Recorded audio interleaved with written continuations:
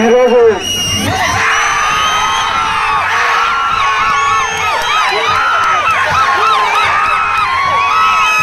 నగరంలో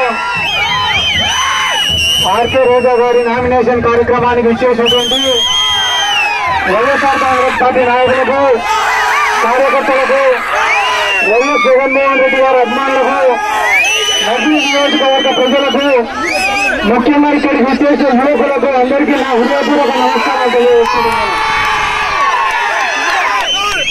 ఇంకా ఎన్నికలకు కేవలం 24 రోజులు మాత్రమే సమయం ఉంది. ఈ రోజు రాష్ట్రంలో ఏ సర్వే రిపోర్టు తీసుకున్నా, ఏ ఇంటెలిజెన్స్ రిపోర్టు తీసుకున్నా, ఏ 10 మందిని అడిగినా వచ్చేది ఎవరు అంటే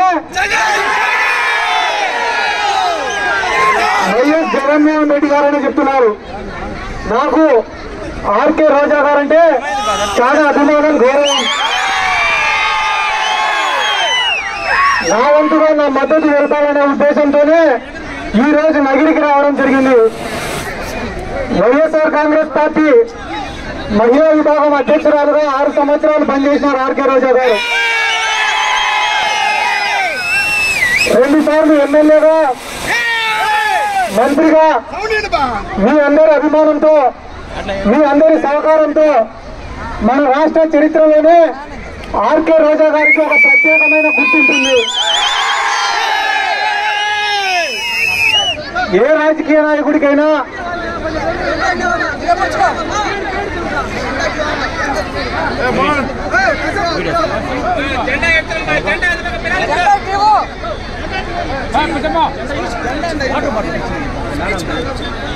ఏ రాజకీయ నాయకుడికైనా కూడా రాజకీయాల్లోకి వచ్చిన కొత్తలోనే ఎదురు దెబ్బ తగిలితే నిలదొక్కుకోవడం చాలా కష్టమైన పని. ఆర్కే రోజా గారు 2004లో 2009లో ఓడిపోయినప్పుడు అందరూ కూడా ఆర్కే రోజా గారి కథ అయిపోయిందని ఎట్లా మాట్లాడినారు. చాలా మంది అవమానపరిచినారు, చాలా ఇబ్బందులు పెట్టినారు. కానీ ఆత్మవిశ్వాసం కోల్పోకుండా కష్టపడినందుకు, నిరంతరం ప్రజల్లో ఉండేందుకు, ప్రజల సమస్యలపైన పోరాడినందుకు, ట్రస్టులు ఏర్పాటు చేసినందుకు, పేదవాడి పెళ్లిళ్ళు చేసినందుకు, పేదవాడికి భోజనం పెట్టినందుకు, పేద విద్యార్థులను చదివించినందుకు 24 గంటలు 365 రోజులు కష్టపడినందుకు ఈ రోజు ఆర్కే రోజా గారు ఈ స్థాయిలో ఉన్నారు. 25 సంవత్సరాల అలుపెరుగని పోరాటం ఆర్కే రోజా గారి జీవితం. ఆర్కే రోజా గారి పోరాటాన్ని గొప్పగా పెడతారు.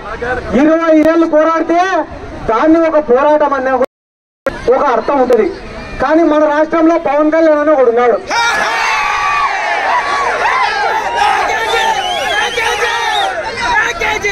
సంవత్సరంలో 1 నెల ఆంధ్రప్రదేశ్ లో ఉంటాడు, 11 నెలలు తెలంగాణలో ఉంటాడు. వైఎస్ రాజశేఖర రెడ్డి గారిని ఎప్పుడో ఒక్కసారి మైకు పట్టుకొని విమర్శించారంట. విమర్శించి నేను రాజశేఖర రెడ్డి గారి పైన పోరాడినా అంటారు. ఒక్కరోజు మైకు పట్టుకొని విమర్శిస్తేనే పోరాడినట్టయితే తెలంగాణ కోసం కేసీఆర్ చేసింది ఏమంటారు? స్వాతంత్రం కోసం మహాత్మా గాంధీ చేసిందని ఏమంటారు? అన్నిటికంటే ఘోరమైన విషయం ఏమంటే ఆయన ఒకరోజు వరంగల్లో ప్రచారానికి పోయినారట. ప్రచారానికి పోతే పైన కరెంటు వైర్ నుండి షాక్ కొట్టి కింద పడిపోయినాడు. కింద పడిపోయినాక మొన్న మైకు పట్టుకొని ఏం మాట్లాడుతున్నాడు? కరెంటు వైర్లు కూడా నన్నేం చేయలేకపోయినాయని కావాడు. ఏమన్నా చేస్తాయా చెయ్యా అని చెప్పి ఒకరోజు ప్లగ్ లో ఏలు పెట్టి స్విచ్ ఆన్ చేయి, నీకేమన్నా అయిందనుకో నువ్వు చేతగాడు అని, నీకేం కాలే అనుకో నీ పోరాటంలో నిజం ఉందని. ఎందుకు మీకు అందరికీ నేను ఈ మాట చెప్తానా అంటే ఆర్కే రోజా లాంటి వాళ్ళ మనందరికీ అవసరం. ఎందుకంటే ఎటువంటి పైరవీలు చేయకుండా, ఎటువంటి లాబింగ్లు చేయకుండా స్వశక్తితో ఎదిగే వాళ్లకు శత్రువులు ఎక్కువ ఉంటారు, అవమానాలు ఎక్కువ ఉంటాయి, కష్టాలు ఎక్కువ ఉంటాయి. కానీ అక్క పోరాటానికి రాష్ట్రం అంతా మీకు అభిమానం. అంటే ఆర్కే రోజా గారు అంటే నగరి గురించి విశాఖపట్నం అడిగిన ఆర్కే రోజా అంటారు. కాబట్టి మార్గానికి వచ్చిన ఆర్కే రోజా ఉంటే గానా సంవత్సరం తెలుగుదేశం ఒకసారి నేను నిన్న వేరే వాళ్ళని అడిగినా తెలుగుదేశం పార్టీ ప్రచారానికి పోయినా కూడా వంగి నడుస్తున్నారు, వంగి నడుస్తారు. అలా టీడీపీ కండువా, జనసేన ఆ పైన బీజేపీ కండువా మొయ్యలేక వంగి నడుస్తారంట. అనేటువంటి సిగ్గు, శరం, మానం, లజ్జ ఏమి కూడా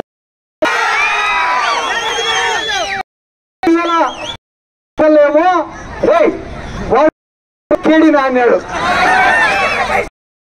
మొన్న మైకు పట్టుకొని పితారా నరేంద్ర మోడీ అంటున్నాడు. పవన్ కళ్యాణ్ గారు పనికి వాళ్ళు ఈ రోజు పవన్ కళ్యాణ్ పక్కన పెట్టుకొని మన కోసం ఉన్న సీట్లన్నీ వదిలిపెట్టుకునే త్యాగరాజురా మన పవన్ కళ్యాణ్ అంటున్నాడు. ఇటువంటి వ్యక్తి ఎవరు? చంద్రబాబు నాయుడు. పాపం కానీ మన రెడ్డి గారిని మాత్రం ఒప్పుకోవాలా. వచ్చినాయి చేస్తాడో చూద్దాం అనుకునే నేను కూడా. పాపం పవన్ కళ్యాణ్ పీఠంలే, లోకేష్ మంగళగిరి నుంచి కదలడంలే, పాపం చంద్రబాబు కుటుంబంలో కూర్చున్నాడు. ఎవరి సీటు కూడా గ్యారంటీ లే ఈరోజు. కాబట్టి మన రాష్ట్రానికి అన్యాయం చేసింది కాంగ్రెస్ వాళ్ళు, బీజేపీ. చంద్రబాబు నాయుడు ఎందుకు గెలిచినాడో తెలీదు, ఎందుకు